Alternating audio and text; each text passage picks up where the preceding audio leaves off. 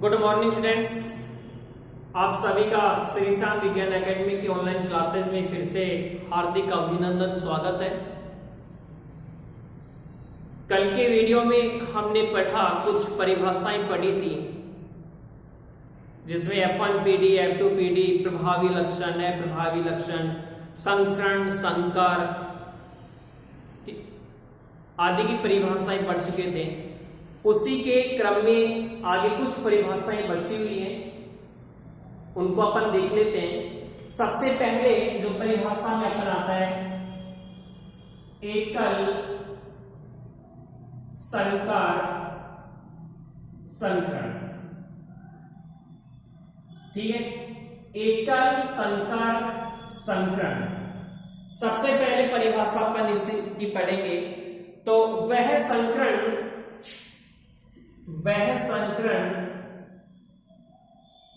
जिसमें एक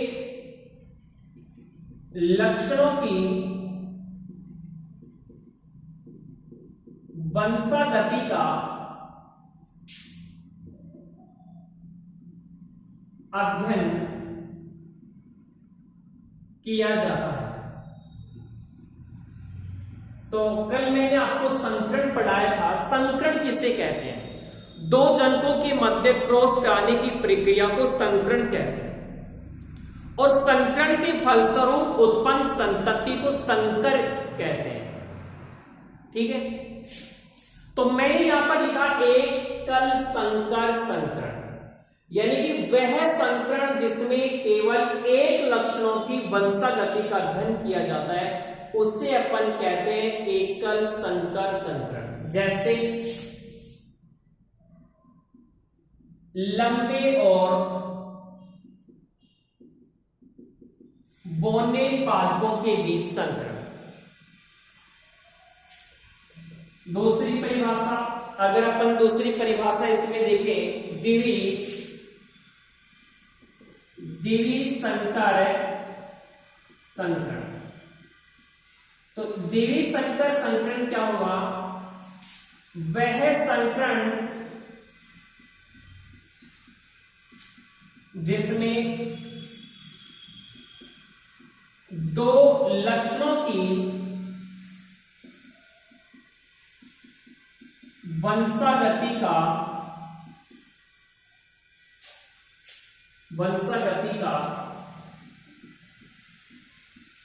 अध्ययन किया जाता है। वह संकरण जिसमें कितने लक्षणों की वंशागति का अध्ययन करेंगे? दो लक्षणों की वंशागति का अध्ययन करेंगे, उसे द्विवी संकर संकरण कहते हैं। जैसे फॉर एग्जाम्पल, गोल पीले बीज और हरे झुर्रीदार बीज। ठीक है, यानी कि वह संकरण जिसमें दो लक्षणों की वंशागति का अध्ययन किया जाता है, उसे अपन द्विवी संकर संकरण कहते हैं। जैसे गोल पीले बीज वाले और हरे व झुर्रीदार बीजों के बीच अगर जो संकरण होगा, वो कहलाएगा द्विवी संकर संकरण। नेक्स्ट परिभाषा अपनी अपन देखें, तो नेक्स्ट जो परिभाषा है वो है संकर पूर्वज संकरण। संकर पूर्वज संकरण, इसे अपन इंग्लिश में कहते हैं बैक क्रॉस। देखो, बैक क्रॉस यानी कि बैक क्रॉस की जो खोज है, इसकी जो खोज है हैमलॉन और उसके सहयोगी साथियों ने की। भाई, अगर आपसे पूछा जाए कि बैक्ट्रोस यानी कि जो बैक्ट्रोस की जो खोज है वो किसने की, तो ध्यान रखना, बैक्ट्रोस की जो खोज है हैमलॉन और उसके सहयोगी साथियों ने की। अब इसकी अगर अपन परिभाषा देखें तो परिभाषा के किसे क्या होगी, यदि F1 पीढ़ी का, यदि कौन सी पीढ़ी का, F1 पीढ़ी, देखो मैं आपको बताता हूं एक लंबा और दूसरा कौन सा था, बोना, इन दोनों पार्टों के मध्य जो क्रॉस कराया जाता है तो F1 पीढ़ी में आपको प्राप्त होगा एक कैपिटल टी और एक कौन सी टी, स्मॉल टी, यानी कि F1 पीढ़ी में आपको ये प्राप्त होगा। तो इसमें अगर अपन देखें यदि F1 पीढ़ी और कोष्टक मिलेगी स्मॉल, कैपिटल और स्मॉल, यदि F1 पीढ़ी का संकरण प्रभावी या अप्रभावी जनक के साथ करवाया जाता है, जिसे अपन क्या कहेंगे, बैक्रोस कहते हैं। ठीक है, तो बैक्रोस की जो खोज है वो किसने की, हेमलोन और उसके सहयोगी साथियों ने की। यदि आप F1 पीढ़ी का संकरण किसके साथ कराएंगे, या तो प्रभावी जनक के साथ या फिर किसके साथ, अप्रभावी जनक के साथ कराएंगे, तो वो प्रक्रिया क्या कहलाएगी, बैक्रोस। जैसे F1 पीढ़ी ले, ये F1 पीढ़ी ले, इसका संकरण कराएं किसके, या तो प्रभावी के साथ कराओ या अप्रभावी के साथ। तो देखो डबल टी है, ये तो प्रभावी है, अगर एक दोनों स्मॉल लेंगे तो ये कैसा गुण है, अप्रभावी गुण है, मैंने कल भी बताया था, स्मॉल टी। तो किसके साथ करा दे, अप्रभावी जनक के साथ, चलो करा दो, तो मैंने ये कराया अप्रभावी जनक के साथ संकरण। ठीक है, जब कराएंगे तो आप युग्मक बनेंगे, देखो कैपिटल टी यहाँ लिख दो, ये स्मॉल टी यहाँ पे लिख दो, small T small T small T और स्मॉल टी, तो इसको दोनों को गुणा करो, capital small, capital small small, capital small और स्मॉल स्मॉल। देखो ये लंबे, ये बोने, लंबे बोने, तो लंबे कितने, एक और एक दो, बोने कितने, दो, तो 2 से 2 कट गए, कितना गया, 1:1। ठीक है, क्या गया, 1:1। चलो स्क्रीनशॉट लीजिए।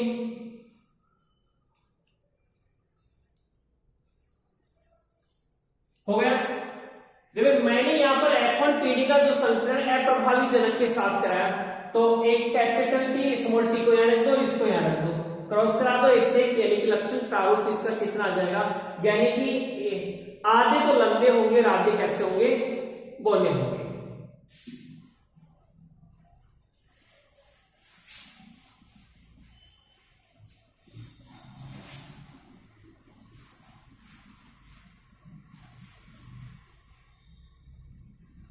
अगला पर देखते हैं,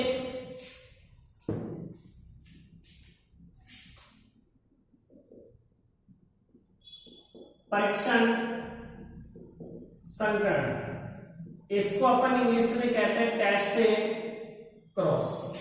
बिल्कुल इजी परिभाषा है, टेस्ट क्रॉस किसे कहेंगे, यदि F1 पीढ़ी, कैपिटल स्मॉल F1 पीढ़ी का संकरण अप्रभावी जनक, कैसा जनक, अप्रभावी जनक के साथ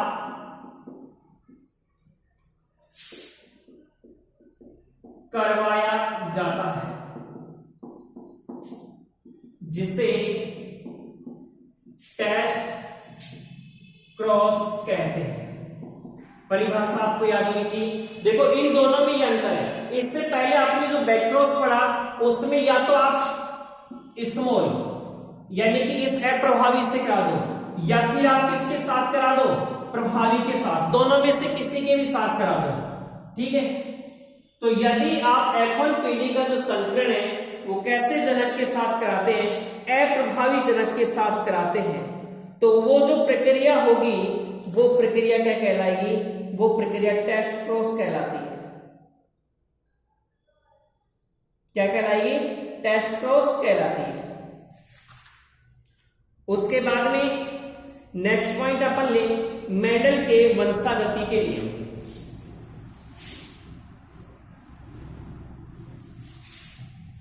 मेंडल के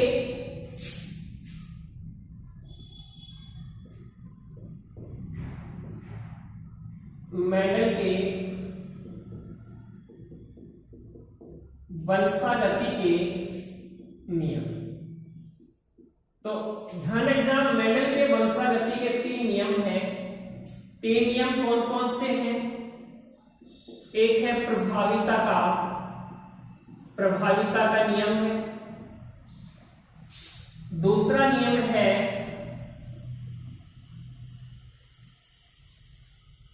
युग्मकों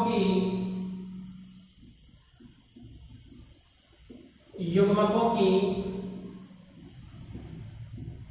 शुद्धता का नियम, या फिर अपन कह सकते हैं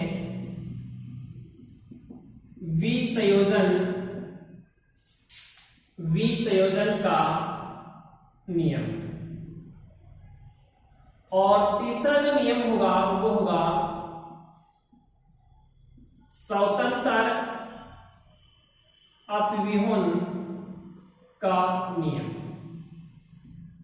ठीक है, तो मेंडल के वंशागति के नियमों की अगर अपन बात करें तो मेंडल के वंशागति के कितने नियम हैं? 3 नियम हैं। और जिसमें से पहला जो नियम है वो हमारा कौन सा है? प्रभाविता का नियम। दूसरा है युग्मकों की शुद्धता का नियम या विसंयोजन का नियम। और जो तीसरा नियम आता है वो हमारा कौन सा आता है? स्वतंत्र अपव्यूहन का नियम। अब इसमें से अपन एक एक के बारे में विस्तार रूप से क्या करेंगे? अध्ययन करेंगे। तो जिसमें सबसे पहले अपना आता है प्रभाविता का नियम। कौन सा नियम आता है? प्रभाविता का नियम। जो पहला नियम अपन पढ़ते हैं प्रभाविता का नियम। देखो, जो मेंडल था उस मेंडल ने एक लंबे पादप लिए और दूसरे कैसे लिए? बौने पादप लिए। जब मेंडल ने प्रभाविता का नियम बताया उस समय उन्होंने 2 पादप लिए मटर के, एक लंबा था और दूसरा कैसा था? बौना। लंबे को अपन कैपिटल टी और बौने को स्मॉल टी। ये क्या हो गए? जनक। मैंने आपको बताया था, यानी कि लंबा उसका प्रभावी गुण है और बौना कैसा है? अप्रभावी गुण है। ठीक है, अब इनके युग्मक बनाएंगे तो ऐसे करो। देखो, कैपिटल टी, स्मॉल टी, ये बन गए क्या? युग्मक बन गए। अब इनके बीच क्रॉस करवाएंगे तो देखो 1, 2, 3 और 4। ध्यान रखना, 13, 14, 23 और 24। 13 और 14 को मिलाओ, 1 और 3 को मिलाना है। 1 और 3 को मिला दिया, कैपिटल स्मॉल। उसके बाद में 14, 1 और 4 को मिलाओ, ये 1 हो गया, ये 4 हो गया। 1 पर टी और इस पर भी टी। उसके बाद में 23 को मिलाओ, 2 और 3, ये कैपिटल, ये स्मॉल। उसके बाद में फिर 24 को मिलाओ, ये कैपिटल और ये क्या हो गया? स्मॉल। तो यहां पर आपको ये जो पीडी प्राप्त हुई, ये कौन सी पीडी प्राप्त हुई? ये आपको प्राप्त हुई F1 पीडी। तो मेंडल ने लंबे और बौने पादपों के मध्य जब उन्होंने क्रॉस करवाया, संकरण कराया, तो F1 पीडी में सभी कैसे पादप प्राप्त हुए? F1 पीडी में लंबे, ये भी कैसे? लंबे, ये भी कैसे? लंबे, और ये भी कैसे? लंबे। लेकिन कैसे लंबे हैं? ध्यान रखना, एक कैपिटल है और एक स्मॉल है, तो ये हैं अशुद्ध लंबे। कैसे हैं? अशुद्ध लंबे। तो जो F1 पीढ़ी में, अब यहां पर बताओ F1 पीढ़ी में अपना कौन प्रभाव प्रकट करें? F1 पीढ़ी में लंबे। F1 पीढ़ी में कौन प्रभाव प्रकट करें? लंबे। और कैसे लंबे, अशुद्ध। तो ये लंबा तो इसका कैसा हो गया, प्रभावी गुण, और बोना कैसा हो गया, बोना हो गया इसका अप्रभावी गुण हो गया। ठीक है,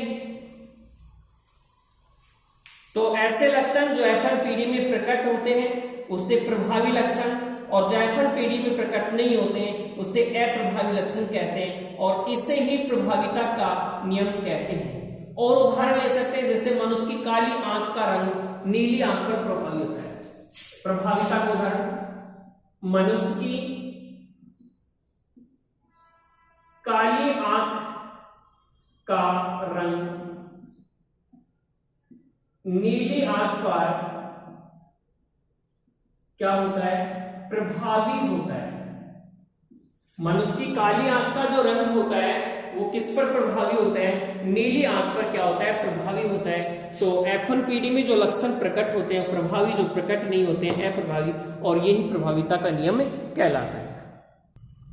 दूसरा हमारा है कौन सा, युग्मकों की शुद्धता का नियम। दूसरा देखते हैं,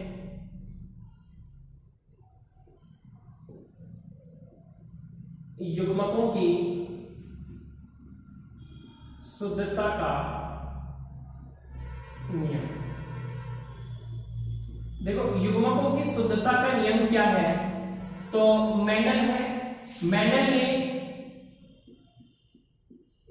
ने लंबे और बौने पादपों के मध्य क्या करवाया,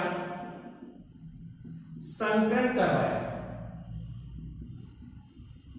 तो F1 पीढ़ी में सभी पादप लंबे, F1 पीढ़ी में सभी पादप लंबे प्राप्त हुए। देखो अभी बताया था एक कैपिटल स्मॉल इन दोनों के मध्य कराया, तो एक बड़ी एक थी। ये कैसे हैं, ये लंबे हैं, लेकिन कैसे लंबे या अशुद्ध लंबे। तो मैंने यहां पर क्या लिखा कि मेंडल ने लंबे और बौने पादपों के मध्य क्रॉस करवाया, तो F1 पीढ़ी में सभी पादप कैसे प्राप्त हुए, लंबे प्राप्त हुए। F1 पीढ़ी में क्या है, बौने भी हैं, लेकिन बौने पादप F1 पीढ़ी में अपना प्रभाव प्रकट नहीं करते हैं।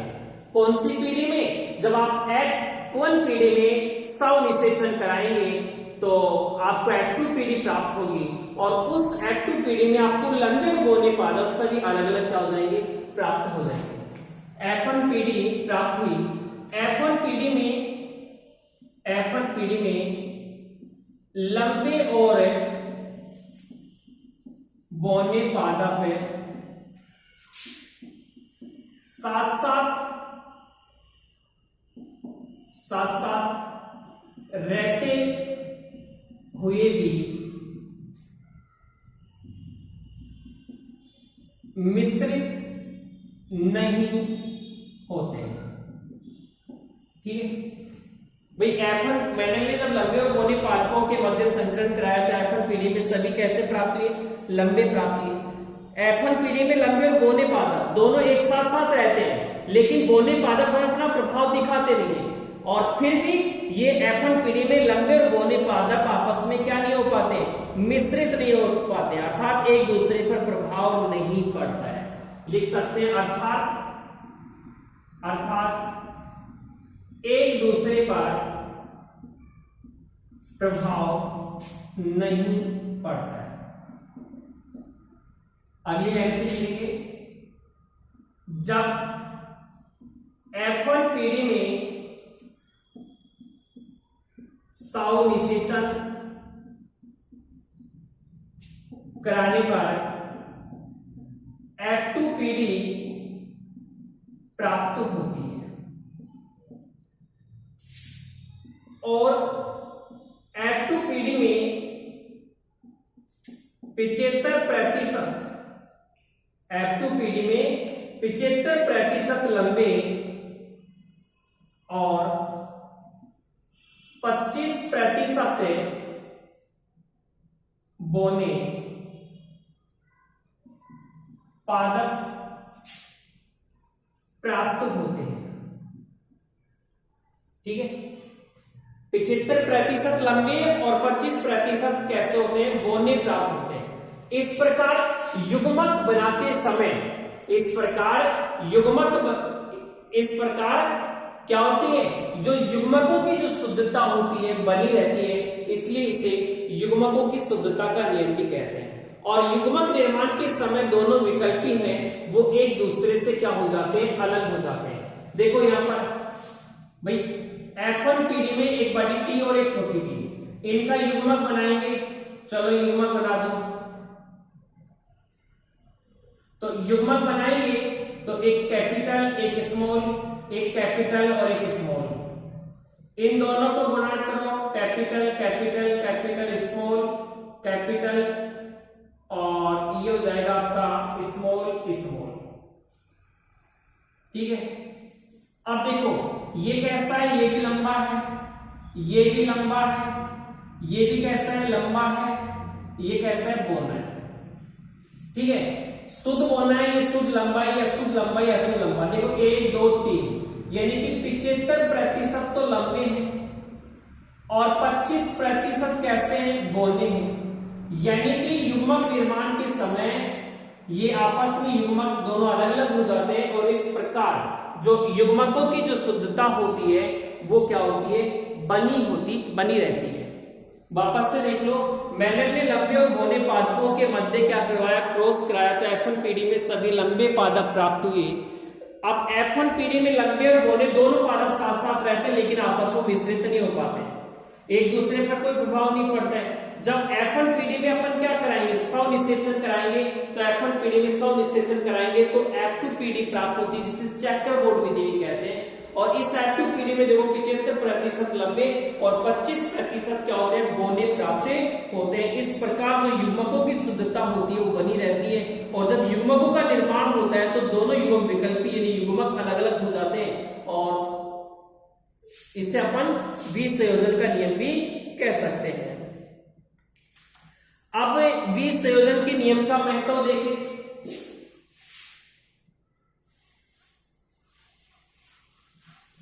विसंयोजन के नियम का महत्व, तो विसंयोजन के नियम का महत्व क्या है, नंबर 1 है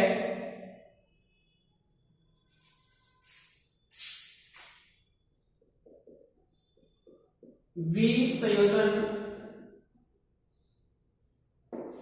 कौन सा संयोजन, विसंयोजन के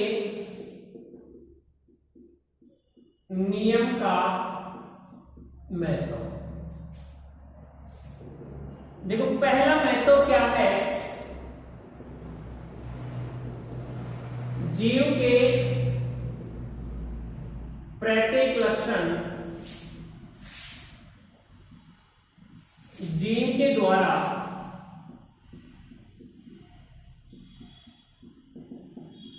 नियंत्रित होते हैं। ठीक है, पहला ये हुआ, जीव के जो प्रत्येक लक्षण है वो किसके द्वारा नियंत्रित होते हैं, जीन के द्वारा। दूसरा, जीन वंशागति की, जो जीन है वो किसकी, वंशानुगति की इकाई है। जीन वंशानुगति की इकाई है, जो आनुवांशिक लक्षणों को एक पीढ़ी से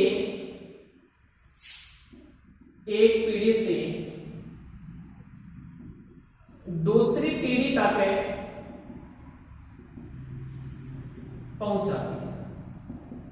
दूसरा महत्व इसका ये होगा कि जो जीन होते हैं किसकी इकाई है, वंशानुगति की इकाई है, और जिससे जो आनुवांशिक लक्षण होते हैं वो एक पीढ़ी से दूसरी पीढ़ी में संचरित हो जाते हैं, चले जाते हैं।